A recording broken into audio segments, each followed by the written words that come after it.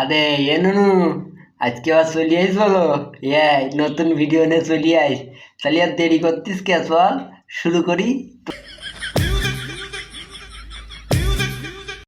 তোরা দেখিস বুকিলো মালাম এই মানুষ দেখিস?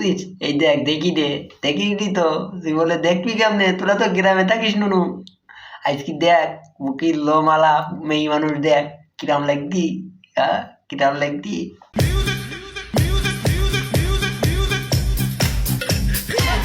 কি আর কব কও নুনু, ও যদি দুটো বেলুনি জল ভরি দিত আরো ভাল লাগতো বলো। দুটো জল ভরি দিলি বেলুনি, সেই লাগতো, আরো ভাল লাগতো, ড্যান্সটা ভাল লাগতো। ও পারিন তো।